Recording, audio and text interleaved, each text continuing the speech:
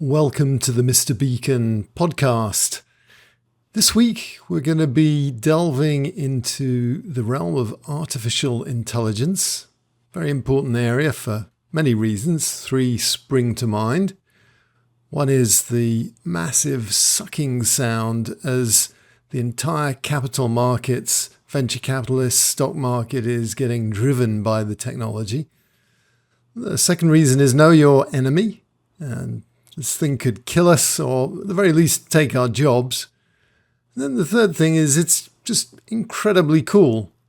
I got into the whole computing business after seeing 2001: A Space Odyssey and just marveling at this HAL 9000 machine. And now we can have a conversation at least as good as the one that they had in the movie with something that's running on our phone or actually in the cloud. And the cloud and massive data farms are synonymous with AI, but there's actually another way, another approach called tinyML or tiny machine learning, where AI is starting to be run at the edge or on the edge on watches and earbuds and small sensors like the ones that we focus on in this podcast. So my general rule for this podcast is if I'm really interested in something, I feel like I need to learn it in order to do my job, then I'm thinking there's probably other people that feel the same way. And I'm hoping that you're one of them because we're going to learn a bit about tinyML from the guy that runs tinyml.org. His name's Pete Bernard. He's an amazing guy, a really interesting career, which we'll cover in the second part of the podcast. But for this main bit, then please enjoy my conversation with Pete, where he explains what tinyML is. And I hope it's useful.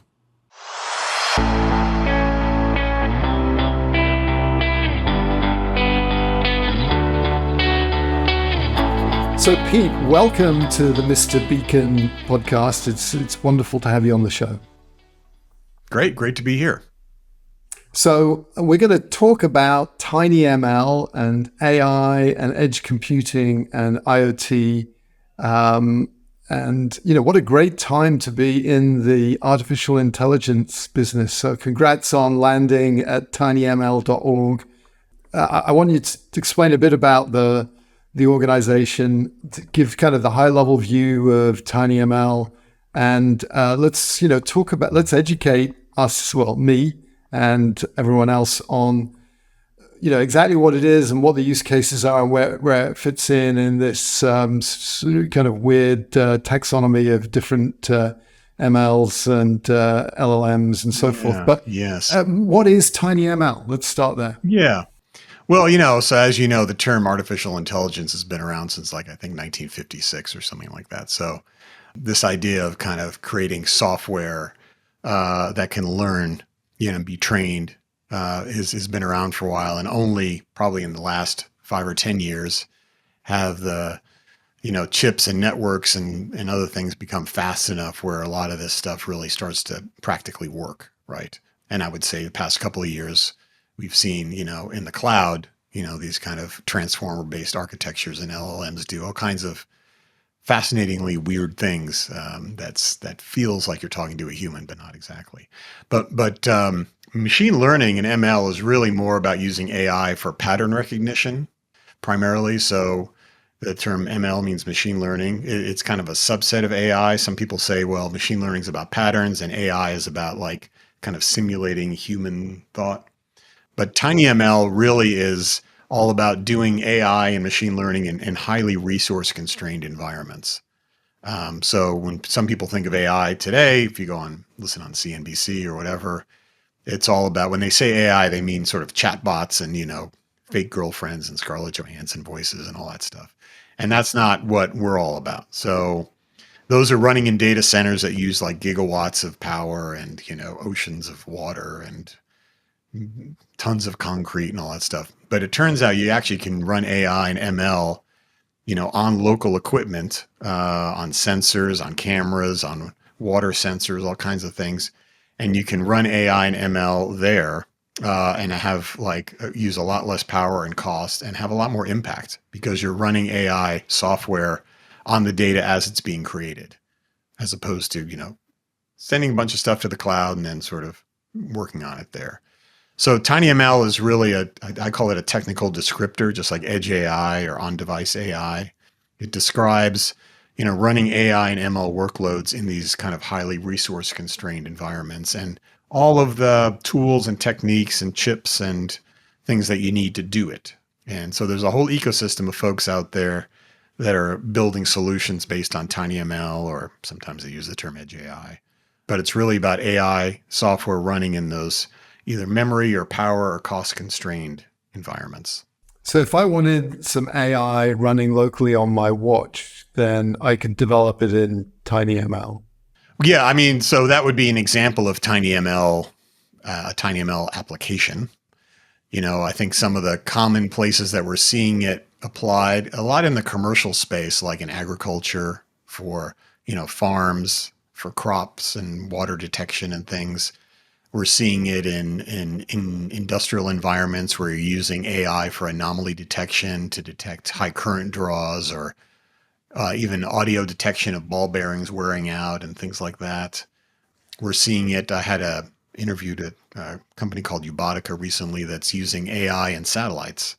So they're taking the kind of spectral imaging of the Earth and they're doing pattern recognition on it to detect early detection of like algae blooms and methane, releases and things like that. So, anywhere where you want to use AI to, act on the data in real time for detection, image detection, pattern detection, that's where you would apply like tinyML techniques, I would say. And what are the limits of tinyML? What are the sorts of AI things that you really wouldn't do with tinyML? That kind of changes on a daily basis because we're constantly surprised about what people are able to do. In fact, we had a seminar online around generative AI on the edge on tinyML back in March. And I think someone demonstrated running an LLM on a Raspberry Pi box. So, you could query it. I think the idea was like, well, if you stuck this on a shelf at Home Depot, you could go up and ask it questions about, where's the super glue or whatever the use case was. So it turns out that some of these models like LLMs are more memory bound than they are compute bound. And so you could, if you had enough memory on a system, you could have a pretty cheap chip, fairly low horsepower chip, and still run generative AI, on those things. But I would say, that's where you're pushing the envelope when you're doing transformer based architecture. That's currently kind of the upper bound for a lot of the edge AI and tinyML. It's happening, if you have the right combination and the right narrow use case, it can work pretty well. But you're not going to have a expansive conversation about René Descartes 1 minute and the performance of the product that's on the shelf, and it's got to be narrowly defined, narrowly vocabulary. Defined. Yeah. Okay. Yeah, like for example, like if you were a car mechanic, imagine if you had. This is a really interesting use case. Car engines, as you know, or cars themselves have lots of sensors and there's lots of data. It's very hard to understand what's happening in this car unless you kind of read the codes or whatever, your ODB port or something. If you had an LLM, running under the hood, could you open the hood up and ask the engine, like, what is wrong with you? Like, why are you stalling on me? And it could read all those sensors and then use a large language model running locally to say, oh, turns out that your fuel mixture is too rich and you should do this, whatever. So you could translate like a massive amount of sensor data into a language that someone could actually understand. So that could be an interesting use of combining tinyML for the sensor data with an LLM that's translating that into something you could actually act on. What are the processors that this is running on? Presumably it's not an NVIDIA GPU that you've got running locally. No, you wouldn't put like an NVIDIA Blackwell in there. And I think that's about 1,200 watts these days. So that is way off spec. But there's a lot of companies, you look at the kind of the big Cortex-M based companies like the ST Micros, Microelectronics, NXP, Infineon, Renesas. They all have AI acceleration in some of their kind of MCUs. In the Cortex-A space, you've got, NXP, Qualcomm in there. And these are different kinds of ARM Yes, processor ARM cores. Yes, I'm architectures. sorry. So we're Right. going from Yeah. like the microcontroller MCUs to maybe like the MPUs. Okay. Things that you would see in a smartphone, for example, is be pretty high end actually for an IoT or embedded device. And then Intel x86, they have the Core Ultra and they have some acceleration in there too. You could use those.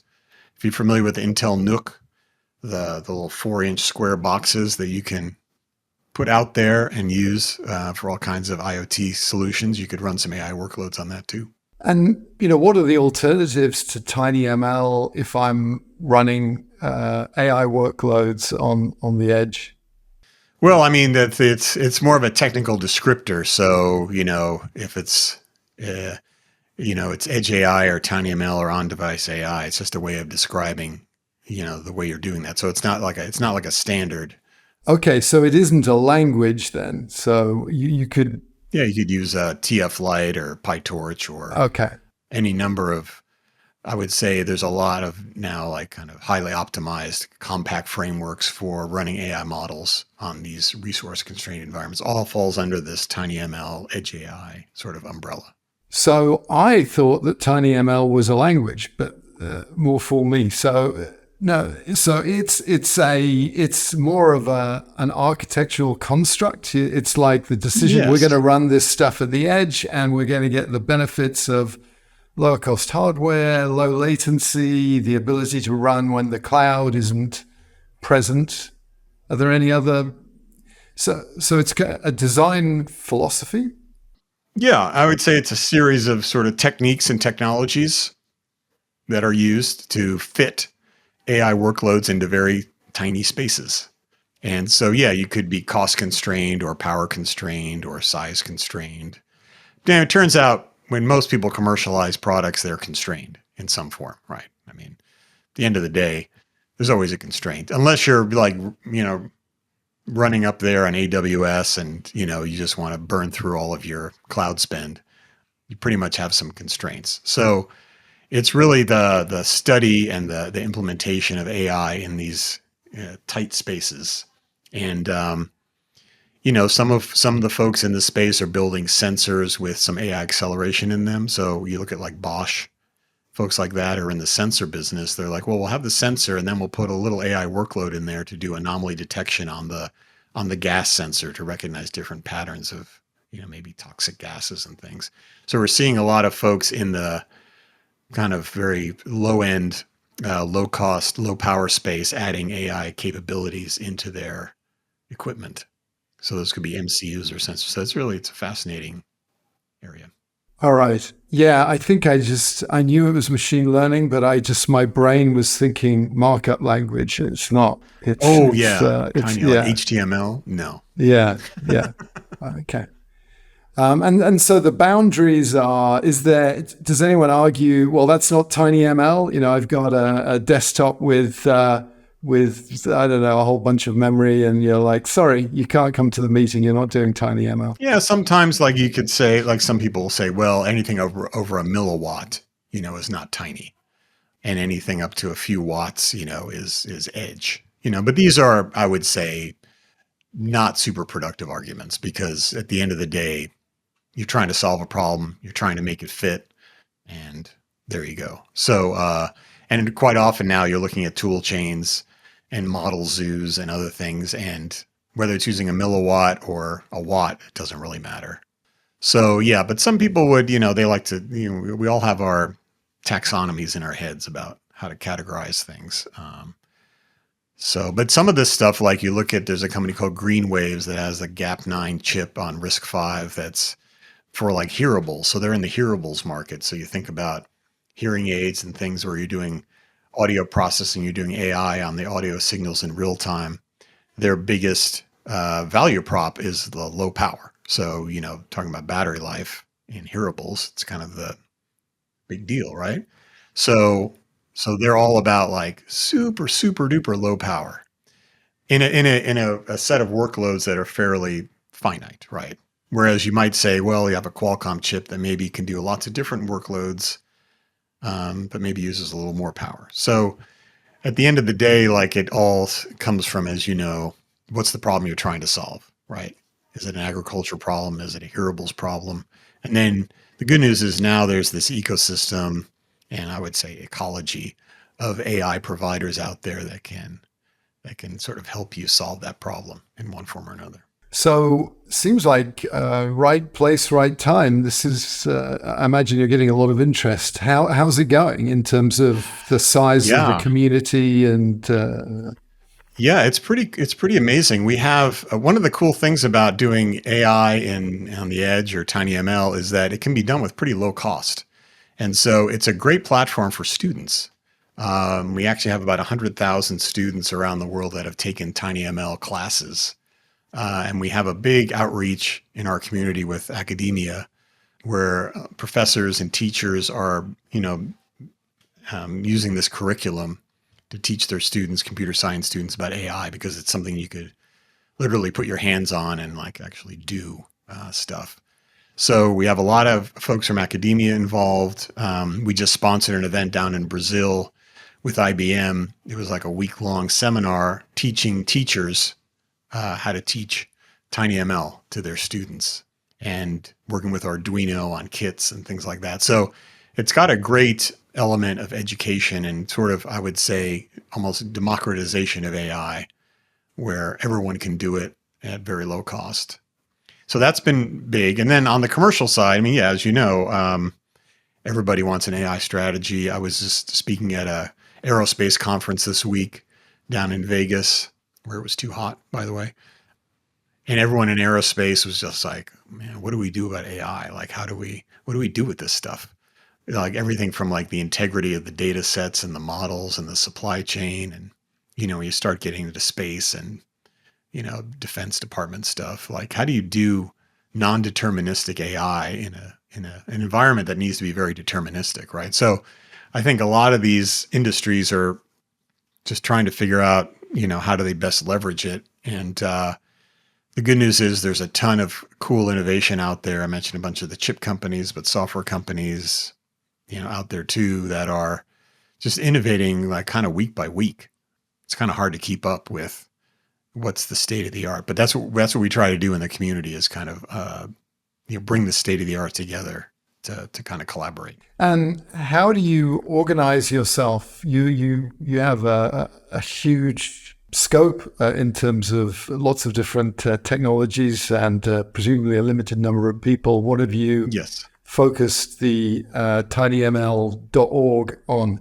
Yeah. So we're a nonprofit, and like any nonprofit, we are funded with limited resources and staff. And so we organize ourselves in a couple of ways. We have a community manager. So we have a bunch of strategic partners that help fund the organization. And so we have a community manager that sort of does the care and feeding of that community. We have a group of professors that look after kind of the academic community that help make sure we build bridges between academia and industry. And they're all professors and volunteers. We have an events management person that runs some pretty cool symposiums and in-person events. We have an event coming up in Washington, D.C. at the end of September with the National Science Foundation on sustainability and edge AI. So running those events and that kind of in-person and sometimes online, but the in-person community building is really important. Yeah, and then we have development folks, that work with, commercial partners, commercial companies. We have someone in Japan now working with the Japanese market. So, it's all about, we have these constituencies around tech providers, academia, commercial companies, and we try to make sure we have people doing outreach to all of them so that they can be part of the community and get something out of it and we execute. But yeah, and we rely on a lot of like, scale platforms like LinkedIn and, YouTube and all this other cool stuff out there where we can reach. We have a Discord server. People should go on our Discord server and jump into the conversation there. So we try to use platforms that scale worldwide, frankly, so that we can share the knowledge and sort of build that community. And do you get involved with standards and government I don't know, lobbying is a nasty word, but lobbying. Do you get involved in that? Yeah, well, I mean, in the AI world, standards are a little bit few and far between. We like to think of best practices. So, for example, a topic I had this morning, I was talking to one of our partners, about watermarking. So, how do you watermark your data sets and your models so that you can maintain the provenance of your data and data sets out there?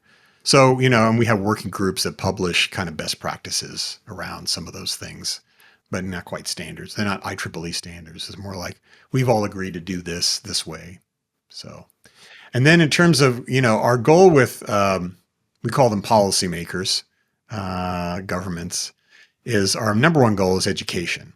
So a lot of policymakers, when they think of AI, whatever, they're watching CNBC and they think of that other AI, the chatbot Terminator stuff, whatever. And so we educate them about, well, there's all this other AI stuff that's, good for farming and water systems and healthcare. And this is how it works. And this is what we do. So we do a lot of education. That's part of what we're doing in DC. And then we hope to also then, influence policy in terms of, making sure that everyone in the community can have a thriving business, but also can do it in a responsible way. And one of the things we do also is help channel the community into responsible AI efforts. So we work with like United Nations and World Economic Forum, and we have initiatives with them, like we're part of the AI governance team there. And so bringing in that sort of edge AI, tinyML perspective into some of these projects to help people, do good things with AI, which is good. I'm kind of having empathetic chest pains here, kind of a feeling of anxiety, because I just see the huge scope of all the things that you could do. Yes. You don't look very stressed. You're looking pretty relaxed. How do you figure out what you're going to do and what you're not going to do? Yeah, so that's a good question. I mean, we had a kickoff meeting today with a marketing agency, and I said, our number one goal is simply engagement. We just want engagement, and so we try to simplify things about, like, here's what we can do and here's what we can't do, and we do leave a lot of things, frankly, on the back burner, and we have to prioritize, making sure our partners are, well informed, and we have the right community, and we execute on things that we can execute on. Sometimes we just sponsor things. Sometimes we just speak at things. So we have to be a little bit careful about planning out what we take on as our own organization versus, supporting through some indirect ways. But maybe it's one of the things I've learned going through startups and other things is sometimes saying no is as important as saying yes. And choosing your yeses carefully is important, because once you decide you want to do something, you got to do a good job at it. And if you're not going to be able to do it, then just say, you know what, great idea. Let's put it over here. And when we get the resources and the time, we'll do it. So we have those conversations, and I've been involved in nonprofits in the non-tech world for a while in Seattle, and it's always the same thing. There's always 100 great ideas, but you only got so many volunteers and so much money. So, like, let's get the really important things done first, and then hopefully, we'll get to the other stuff. So, prioritization.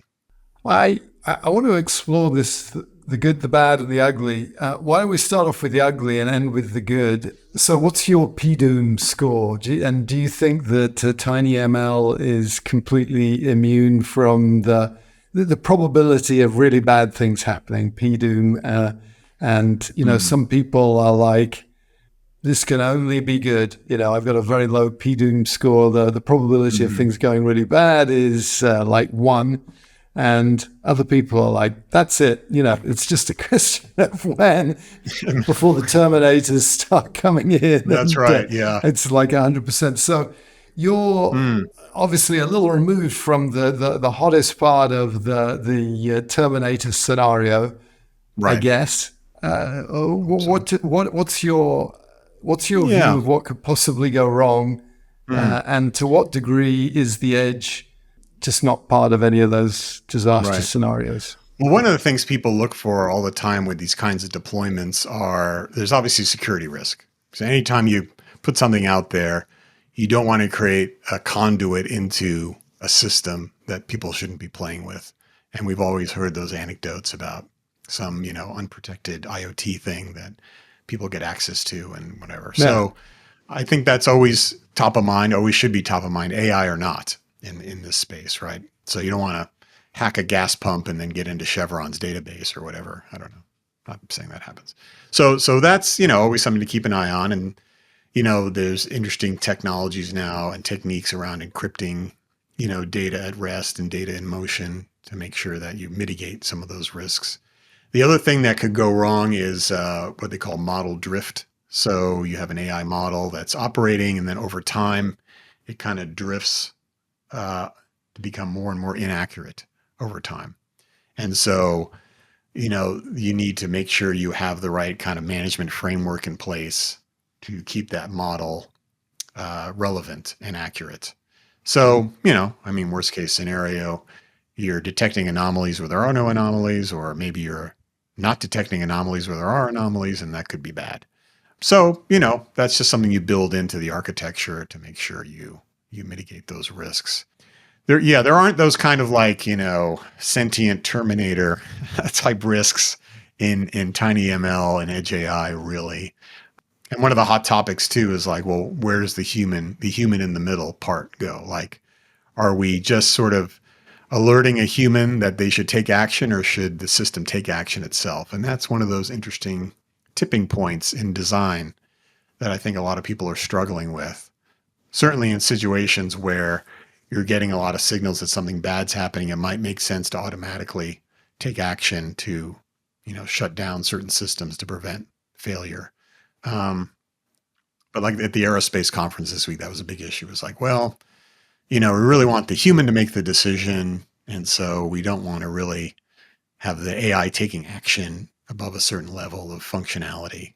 And, that's going to vary from industry and solution, but that is kind of a hot topic. Is now you could argue sometimes it's better to have a non-human make certain decisions. I mean, you could argue that, like with autonomous driving, I mean, some could be a big improvement over some of the way people drive on the streets today. So Yeah, I certainly believe that. I always thought I was a pretty good driver. I've never really had a bad accident. I've been driving since I was allowed to, and actually before I was allowed to. But I used, the Tesla FSD. self-driving. Yeah, most of the time because I just don't trust myself. I think me supervising it is much better than me just always paying attention, and so I believe it's safer. But so it's that's always an interesting trade-off, right? I think as people get more confidence and trust in the systems, they'll probably provide more control over actions that AI can take. But actually just having the data and knowing what's going on and having that process is probably a good start.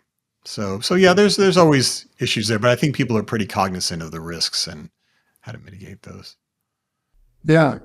So what are the opportunities to do good, solving important problems and clearly, monitoring a machine and preempting some failure? There's all sorts of reasons why that would be good. But let's talk about sustainability specifically. What are the opportunities there, do you think?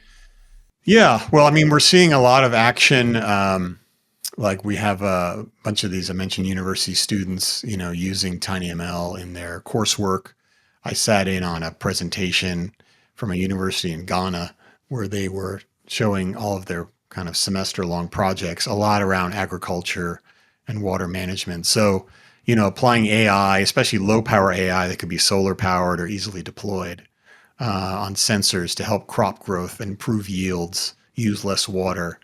These are all vital resources that have like a huge impact locally, and being able to do that with $100 kit or whatever is pretty impactful. So, you don't need to, spin up a VM on Azure and blah, blah, blah, and whatever. And so we're seeing a lot of that, even things around, I mentioned water and water detection, water optimization, There's a company called Caliper in Australia that does a lot of water reclamation kind of technologies to make sure we're not wasting water in certain spots. And, you can imagine in agriculture, being able to make sure you're watering the right amount and not too much. So those are kind of really basic, easy things to help sustainability. There was also, it was an interesting use case. I was talking to someone from Morocco. So in Morocco, there's these trees. Forgot the name of the trees. Probably look it up. But they are very important to the Morocco ecosystem because they prevent the Sahara Desert from basically blowing winds into, the cities. And so the health of the trees is really important. And so they're building some systems there to do basically kind of anomaly detection of the health of the trees and giving a heads up. So think about like, instead of like telemetry for preventive maintenance, it's telemetry for, tree health. And so they can tell, especially over an aggregate, what's happening with these forests and be able to take action on that, long before there's visual evidence of a problem. So that was kind of an interesting use case too. So we're seeing, I even saw one, there's another good one. So I spent time in Massachusetts. I love Cape Cod, Massachusetts, and there's a lot of sharks out there. Like there would in Australia, but big great white sharks and stuff.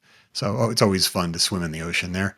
And there was someone who had invented these shark buoys, and basically they had these AI systems that would detect certain audio frequencies and audio patterns that sharks make. And they would float these buoys offshore. And then when the buoys detected the shark sounds, they would signal, wirelessly back to the beach to say, hey, there's a shark in this area. And so it's sort of like having a shark watching person out there in the middle of the ocean all the time, looking for sharks and then giving a heads up back to the lifeguard that there's sharks in the water. So, Fascinating. that could be important. Totally. What was the founding story? How did tinyML.org get started? Yeah, so this was around 2018. So Evgeny Gusev from Qualcomm, Pete Warden from Google, Adam Fuchs from NXP, a bunch of these folks got together and were kind of exploring like how do you actually do this? How could you actually put a 10 kilobyte AI model inside a tiny sensor? And I think that's kind of how it started. They kind of got together to figure out like what would it take to actually make this work. And so it was kind of a, as most things, just a few passionate folks that got together and started talking and comparing notes. So there was like collaboration between companies on how to solve some of these problems. And and then over time, the problems got solved and then there were new problems to solve. And the community grew and more startups were figuring out how to do this. And now I would say like people know how to do it, tinyML, although there's always new boundaries to push. And now it's more of like, well, now we have an ecosystem of companies and partners and things that want to work together and accelerate the business and, and help people get trained and educated and create a talent pipeline for the next generation of AI engineers and things like that. So it's definitely matured, but it started with, some folks getting together and trying to figure out how to get something, how to make something work. And, that's the origin story. Cool. So what are the ways that people can engage and be involved? Do I join tinyML or what's the... Yeah, so we have, so the public can engage with us through our Discord server, through our YouTube channel, through tinyml.org, lots of ways the public can, and if you can get educated, if you're a student or a professional that wants to get upskilled, there's lots of resources to do that.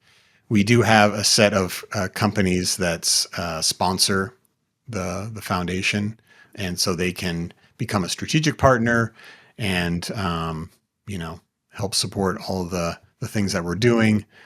And there's benefits to doing that, but it's also just good to sort of reinforce our values and our work.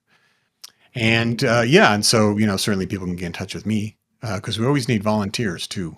We get a lot of folks that are like, oh, I can help with this hackathon, or I can help with this mentoring thing, or whatever. So always looking for people that just want to help. That's another way to get involved. So Pete, you've had an interesting career. You've been like programming at the BIOS level, and you've been working on the Windows smartphone, I think, if your LinkedIn profile is to be believed. And actually, it's kind of funny because I used to write device drivers that ran on top of other people's BIOS back in the 80s. And I worked at Qualcomm when the Windows smartphone and Android and iPhone was first coming out. So we have a few parallels. And then this whole IoT thing. Tell me how you got your current job. But let's start, to the extent that you want to, let's start at the beginning, because I'm kind of interested in how you kind of navigated your path. Yeah, what's your origin story? Yeah, so I graduated from Boston University in the late 80s, 88, computer engineering degree. It's kind of a double E software combo. I came into college being a software geek in the 80s, a kid, and wanted to learn more about hardware. And it's funny, when I graduated, I was really enamored with the interaction between software and hardware, sort of the blurring the lines, right? Because it's sort of like, well, hardware is software. You just can't recompile it. And so I was fascinated with that. And I actually, because I didn't have a job, I started working for a professor who was teaching, he was teaching an assembly language course. I had taken his course and I really liked it. I thought it was really cool because it was really kind of down on the metal. And I didn't have a job. And so he built his own PCs in West Newton, Massachusetts, his own branded PCs called the Bitbucket computers. It's funny. I mean, I worked for a company that made computers back in the CPM days. I mean, they literally had in the basement, they had these vats of acid where they made the printed circuit boards, and then well, we bought printed circuit boards. Yeah. But what you're describing, in a sense, it's at one continuum of the Internet of Things. Internet of Things, software meets hardware. The hardware is the whole world. Software, Anyway. Back to you. So, but one of the things I did there was I was running engineering, which meant, basically sourcing and assembling these computers with a little team in the basement. But I did a lot of work patching the BIOS. So they had a BIOS on there, and I had to write a lot of patch software to fix bugs. What is a BIOS for people that don't know? Oh, yeah, basic input-output system. So it's a chunk of code that starts running before the OS is loaded to kind of initialize everything and kind of get everything set up. And, back in the day, it actually was like a kind of a standard interface to a lot of hardware before Windows took over a lot of that interaction. So it was kind of pretty important piece. And I eventually got a job with the company that made the BIOS called Phoenix Technologies outside of Boston. Oh, yeah. That was the name that popped up when you reset the computer and Phoenix came on, and then it says AMI or Phoenix or whatever. Yeah. Phoenix was like the original kind of third-party BIOS after IBM. And I ended up working for them for like 9 years, which is like a long time. And through that process, got a free one-way ticket to Silicon Valley and worked there. Went and did some startup stuff in the Bay Area, like everybody should, and ended up working at a company doing embedded Java, so embedded VMs. I was chief product officer at a company doing that. This is now later in like near late 90s, early 2000s. And then we eventually got that Java to work, that JVM to work on Microsoft's new mobile platform. It was called Windows Mobile back then. It's kind of a Windows CE derivative. So I was kind of knew the phone space. And then they eventually said, hey, why don't you just come up to Redmond and work for us because we need phone people. And so I started at Microsoft as like a Windows Mobile person, working with developers and doing all kinds of random stuff. And then, so that kind of went for a while. I started on the Zune team. I was one of the first people on the Zune incubation team to build the music player. So this was their answer to the iPod, was it? Yeah. And it's kind of made famous by the Guardians of the Galaxy movie. If you watch that, he has a Zune player. Oh. It didn't sell that well. But it was, where hardware meets software, and it was a cool device. And so that's kind of what I did through Microsoft was like work on devicey things, phones, Zunes, Kins, Azure Edge, IoT, all that stuff. What's your diagnosis of why Microsoft could never crack the smartphone? I mean, that they should have. They should have done, shouldn't they? I mean, they had all that experience with operating systems on different devices. Yes. Well, in somewhere in the multiverse, there is a universe where Microsoft has the dominant mobile platform. We're just not in that universe right now. We definitely are not. But actually, it's funny because actually on YouTube, I'm publishing like a 9-part series on the history of Microsoft's mobile platform. So if you search for that, we do interviews with all these Microsoft execs through the years, and we're Oh, diagnosing that very question, like what happened in that 20-year curve between late 90s and late like 2017. yeah, no, I was just wondering what your executive summary is. I mean, I think Yeah, people should. I'm going to watch this. I don't want to cause people not to watch it, but what's the it's punchline? like 9-part series. It's many, many hours. The punchline is they should have gotten in the hardware business a lot earlier with their own phones. And they kind of came to that conclusion too late. They tried to ecosystem it like it was a Windows PC ecosystem, and the dynamics weren't there. And it crushed the business model. It crushed the motivation. It crushed the innovation. And by the time they realized they should have been in the hardware business when they bought Nokia, it was too late. They had lost the developer community and never could really get out of third place behind Android and Apple. So there were windows along the way where they could have made that investment, just like they built the Xbox. They could have built phones. And I get that in terms of competing with Apple, but Android, yeah, there was the Nexus phones or whatever they were. They did have a hardware platform. Is that what? Why would it have helped having the hardware platform? Yeah, so if they had their own hardware platform, they spent a lot of energy trying to get OEMs to build phones in very certain ways, very specific ways, which they could have just done it themselves. They Yeah, also would have generated a lot more revenue to drive more marketing, to drive more awareness with developers. So because at Microsoft, if you're not making $1 billion, you sort of don't count. So if you're doing OS licensing for phones, it's like it doesn't add that up is much. And interesting.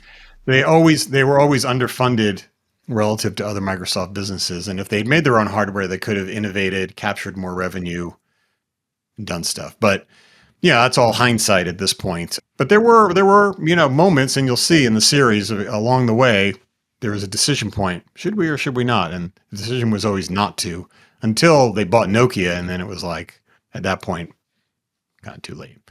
Timing's everything, isn't it? Timing's everything. I Yeah, think yeah, it's if I look at like when you're doing a paradigm shift, it definitely helps to say, to give an example of how it all works. The flip side is it's like you want an ecosystem, but if it's so new that the ecosystem doesn't know how to coalesce, then I think it makes sense to do something that's vertically integrated and then kind of seed the pieces to the ecosystem, which is what yeah, Qualcomm did originally with like CDMA, which then became 3G. that's right. Everyone was going GSM. And so they said, okay, well, there's this, wireless IP and no one else is going to do it. So we're going to make the handsets, the base stations. We're going to do pretty much everything. And then they got it all working. It was better. And then they basically divested everything, sold off the handset business, sold off the infrastructure business, and Yeah. stuck to the bits that they wanted to, which was the licensing and the Yeah, IP. sort of betting on yourself to win, is kind of that's the Yeah, strategy there. Is like it's hard for you to get the ecosystem to make a bet if you're not willing to make the bet. And interesting. interesting history there. But it was also Microsoft was coming from this very Windows centric OEM licensing model, and so it was almost like impossible for them to wrap their heads around, making their own devices. I mean, they did eventually with Surface too, right? I mean, they eventually sort of did. Yeah. But anyway, interesting history. But I was there. I left in 2023, about a year or so after I was in the Azure engineering group doing IoT things, Azure RTOS and Azure Percept. And we tried all kinds of things to help proliferate that IoT ecosystem and get it to connect to clouds, and arguably not super successful. And, AWS and Azure and even Google have sort of focused more on the cloud recently, the high margin cloud business, especially with AI workloads. And yet, IoT and devices on the edge continue to flourish and innovate. And I took over this tinyML Foundation to run that back in April, so fairly recently. And for me, it checks a lot of boxes because it's a nonprofit. It's about education and community, but it's also about like edge devices and AI and cool tech. So it's been a fun journey to kind of take all that history and my career history and apply it to this kind of community building exercise. So there's clearly a good fit with your skill set. How did they find you? I assume that you didn't leave Microsoft to say, I'm going to run tinyML. Right. Yeah, I knew the folks there before when I was at Microsoft. So Evgeny Gusev's the founder of it and chairman of the board, and he's at Qualcomm, and we knew each other for years. And I was kind of minding my own business in my post Microsoft life, doing some fun things, and I saw that they needed an executive director, and I was like, interesting. In fact, I was running a podcast of my own, and I had Evgeny on as a guest. Uh, And then I was like, oh, are you looking for an executive director? And then we started talking about like, oh, well, what if we like evolve the whole org to like, to do new things and edge AI and what's happening with generative AI. And so it sounded like this is like a really exciting project with the community and, evolving it just as AI is evolving as well. So that's how we kind of knew each other already. So that's how it happened. Very cool. On to the music questions. Sometimes I ask people, and quite frankly, they're not into music, like the CEO of Estimote, amazing company, amazing guy, doesn't like music, couldn't really come up with three things. I have a feeling that you might like music. So what's the first song that you chose that is meaningful to you? Well, let's see. My first song is Samba Pati by Santana. If you're familiar with that, I think it's on the Abraxas album. It's an instrumental. It's just a beautiful song. And I remember listening to it when I was probably a teenager, or, it reminds me of sort of, my early days when I was getting into music. Actually, Santana was the first concert I went to. That's pretty impressive. That's pretty impressive. Yeah, it was First cool. concert. It was like, I think I was like 17 or 16, like Saratoga Performing Arts Center in New York or something. And saw Santana there. And yeah, so Samba Pati is always on my short list. And it was a good gig, I assume. The show? Yeah, the show was great. If I remember it. I mean, it was a long time ago. Yeah. I would say number 2 for me is Can't You Hear Me Knocking by the Rolling Stones. I love that song. Love it. Such an iconic opening riff, And I'm a big audiophile as well. And that is like my reference song. So when I try to listen to equipment and really see how good it is, I always try to play that song because I feel like I know what it sounds like when it's good. You know what I mean? Like I know exactly what the instrument should be sounding like. And I've listened to it on some very high-end systems. And so for me, that's like a reference song for me, as well as a great song. That is interesting. So because I pretend to be an audiophile. I'm not really, but I've hung around with people who are, and I've got an amp, which is a valve amp, and a Riga Planer 3, which over in England, it's kind of a good budget, high-end turntable. And I love that. I'm going to have to get the vinyl and see if we used to play Guitar Hero every New Year's, and that was my favorite song because I can't play the guitar, but to pretend to play the guitar when that is playing is pretty awesome. It's a classic. It's so many different interesting things about it. Could go on forever about that song. So that's my second one. My third song is a song called "Sitting on the Bottom of the World," and that's actually a song I wrote, and it's on Spotify. And I did it with my band, and we recorded it in a studio here in Seattle about 2 years ago. And it was always kind of a crowd favorite song. And I love the song, and it's got a lot of interesting context on things in my life and my son's life and all kinds of things. So I really love that song. And so you can find it on Spotify. So I had to throw that one in there, as one of my favorites. But if it's not prying too much, what's the connection with your son? Oh, well, my son's kind of struggles with some things, like a lot of parents have kids that struggle with things. And this is kind of about some of those struggles, and trying to support your kids through their struggles. It's challenging because, especially as they get older, there's only so much you can do to help them help themselves through those struggles. Right. So sometimes you feel like you're sitting on the bottom of the world, right? Trying to help them. Yeah. So. I can completely relate to that. Absolutely. And my kids are 21 and 24. And I really think in a sense, we kind of had it easy. I think we had it just about right. People had more or less stopped beating their children savagely to get them to do what they did, but you still were kind of expected to get on with it.